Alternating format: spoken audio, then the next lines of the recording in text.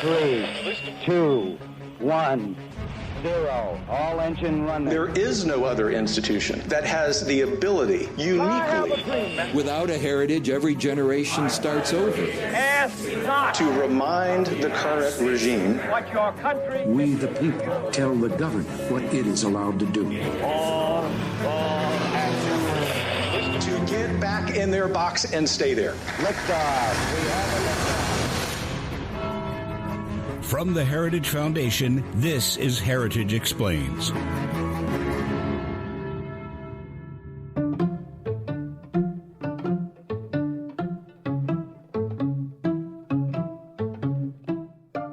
Yesterday was a special day for Mike Gonzalez, senior fellow here at the Heritage Foundation.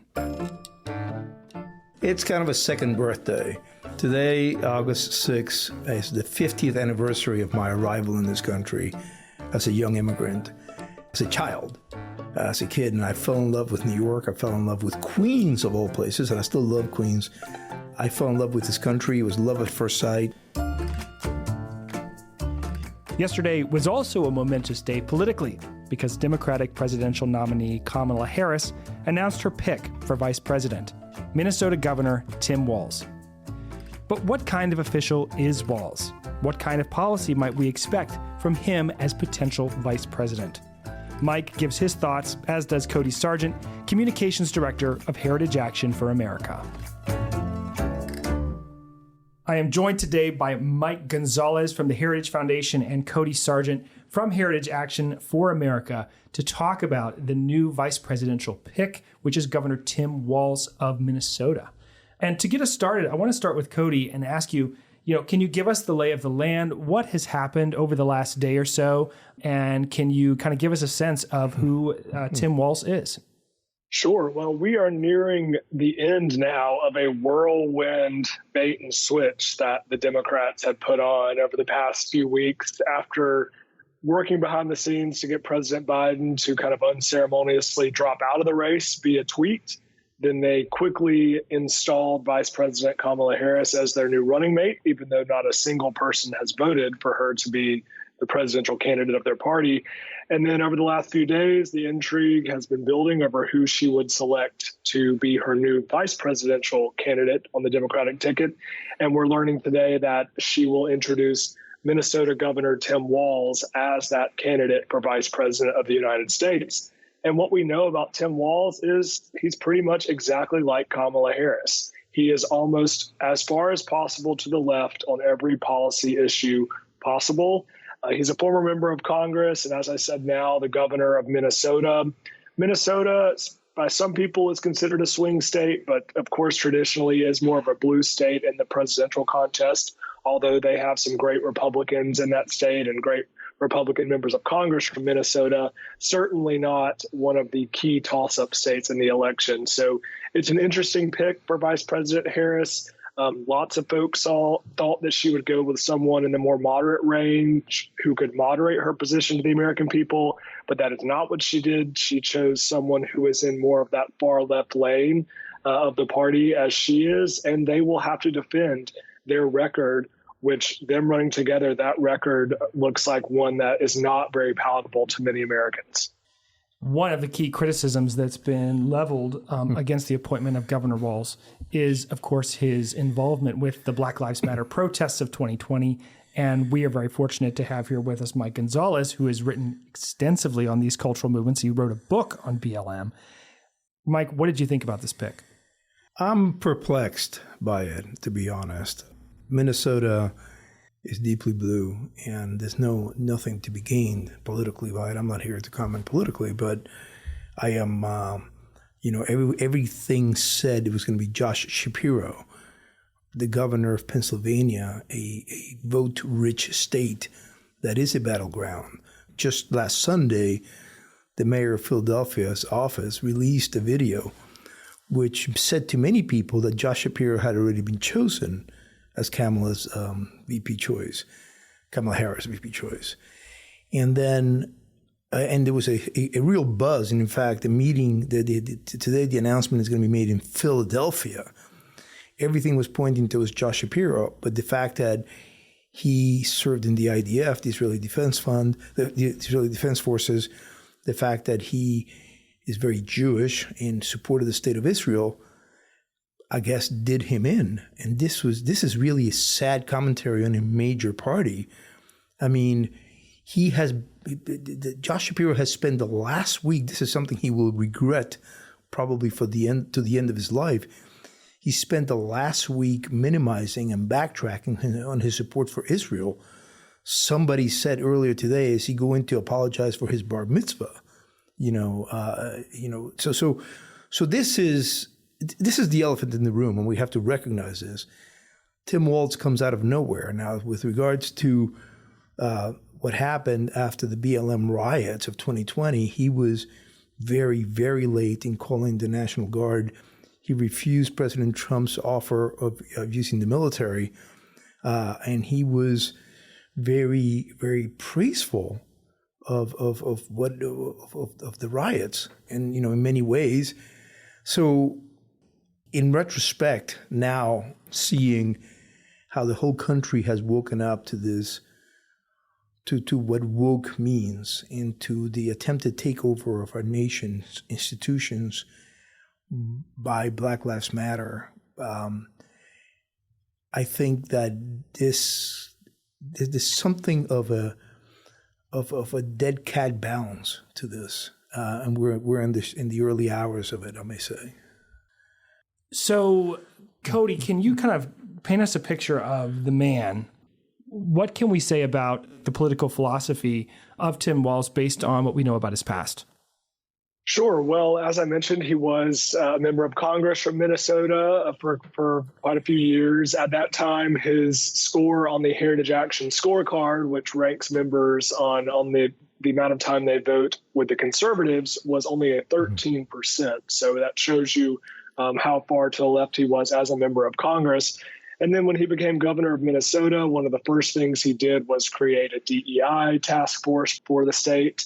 He's done things like sign an executive order banning any restrictions on gender mutilation and gender hormone treatment for kids, so making sure kids have access to that. He's introduced the largest budget in state history. He signed legislation to give all illegal immigrants driver's licenses. He kept schools closed for months during COVID. He set up a hotline for neighbors to snitch on other Minnesotans they saw breaking his draconian COVID rules at the time. He supports everything that the Biden-Harris administration has done so far to destroy this country. And as Mike so importantly pointed out, he did nothing as BLM rioters burned down his state in 2020. Even the liberal Democrat mayor of Minneapolis blamed him for doing nothing while his city burned to the ground. So this November, voters are facing the choice between Trump Vance, that wants to put criminals behind bars, and now Harris Walz, who wants to let criminals burn down the city, and then Kamala Harris will help bail them out of jail again. That's the choice, and it really could not be more stark. And I think that Kamala Harris's selection of Walz really solidifies their role or their title as the most radical ticket in American history. And Mike, you've been following these cultural trends of kind of more far left, Marxist informed candidates over time and political actors.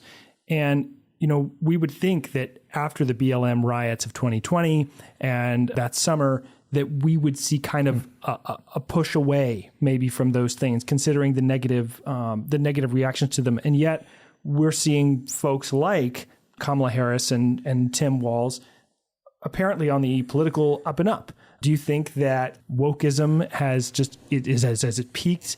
Are we seeing it continue to rise? What is your take? Well, that's a great question, right? It's a tale of two cities. In the private sector and in most of America, there's been considerable buyer's remorse when it comes to wokeism and critical race theory and DEI. The one huge exception has been the Biden-Harris administration. I guess now we could call it the Harris-Biden administration, which is going unhinged on DEI and CRT. The leading lights, really the cream of the crop of critical race theory, just had a summer school. I'm in the midst of writing about it last week, in which every panel was dedicated to bemoaning how they're losing on every facet, how the country is turning away from critical race theory, and they were trying to strategize about how to regain the ground. That's not the case with the federal government. The federal government signed up to this, and it's, again, perplexing to most of all why the administration has been alone. And I guess Harris will find it impossible, given her embrace of DEI in the ideas that are embedded in critical race theory. The comments are there. They're not going away. The tweets are not going away. So this is something they're going to have to live through. And her choice of Tim Walz speaks to how they're being brazen about it. They're saying, yes, DEI now, DEI yesterday, and DEI forever. Mike, recently in a campaign event, which was a White Dudes for Harris Zoom conference call, Tim Walz was featured a few days ago, and he mentioned on there something to the effect that one man's socialism is another man's neighborliness. In other words, socialism is really just being friendly to other people. Do you agree with that? Is socialism neighborliness? Well, there's two things here. Let's not let the White Dudes for Kamala go unremarked upon and uncommented on. That was a segregated whites-only meeting that Tim Walz took part in. That is something that is the left wants to bring back to America. They say there's no going back. Well, they're going back. And they just held something that should never take place, in which if you're not white, or you're not deemed white, you couldn't be at that meeting. That was a segregated whites-only meeting for Kamala Harris that took place. So first on that. Second, I just found that astonishing, and I want to ask Tim Walz, if one man's socialism is another man's neighborliness, what is so neighborly about taking people's property away? What is so neighborly about central planning? Central planning is taking people's economic decisions away, taking their agency away. What is so neighborly about collectivism? These are all socialist ideas. Socialism is that exactly. So I do not understand why he's confused about the difference between neighborliness and socialism. It would seem to me that socialism is the antithesis of neighborliness. Cody, we'll go back to you to ask about, we found that some of these more leftist politicians have defined connections to larger communist and social apparatus across the globe. Can you talk about Tim Walz vis-a-vis that connection? Sure. Well, I've seen some folks on X and the conservative ecosystem today really point out that if you don't know who Tim Walz is, then all you need to look at is who his friends are. He was getting immediate praise from people like Ilhan Omar, who he has also praised repeatedly. Jamal Bowman, who, of course, just lost his own primary because of his consistent Jew bashing in New York, came out and praised Walz. So those are some of his friends right now. But looking back in his past, Walz spent considerable time in China and praised China over and over again. He went to China in 1989 through 1990 to teach a Chinese Communist Party approved course through a program called World Teach. This was right around the time when the Chinese government had just massacred protesters in Tiananmen Square who were protesting for things like free speech and a better life and freedom. So right after the Chinese government massacres students protesting for freedom, he arrives to teach a CCP-approved course, which is a little mind-boggling. He went on to say things like he would never be treated that well again in reference to his time in China, and saying that with proper leadership, quote, there are no limits to what they could accomplish in regards to China. He then came home and founded his own company in Nebraska to send other American kids over to learn and study and experience China, the country that he enjoyed being in so much. And he even honeymooned in China on one of these trips with his wife, Gwen.